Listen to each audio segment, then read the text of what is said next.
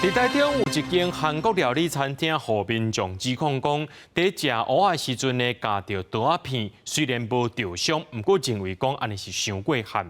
业者表示讲是机器咧夹蚵仔切地时阵无细力断去的。目前台中市食安处也要去稽查。将蚵仔分开，竟然出现一片刀片。有民众19暗前往台中市西区一间有名韩式餐厅食饭，摕店家免费提供的蚵仔想要食，一喙夹落去，煞夹到定定的物件，结果竟然是3公分长的刀片，好佳在无受伤。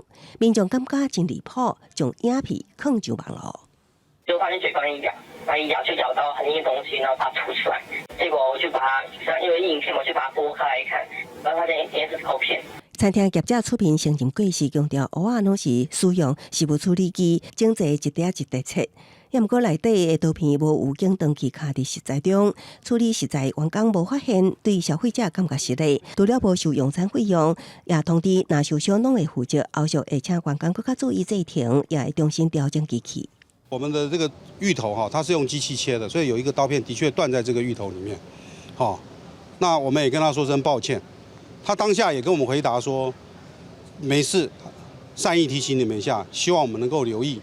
我们必须要把我们的机器呢做一些检整，我们要提醒我们的员工特别注意这一段。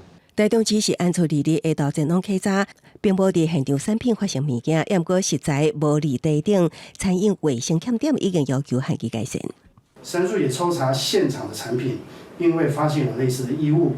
另外，餐饮卫生的部分，发现人员未出示体检报告、天花板破损及食材未离地等缺失，以现场开立限期改善通知书，要求改正。如果不小心吃到肚子里面去，那是身体会受伤的。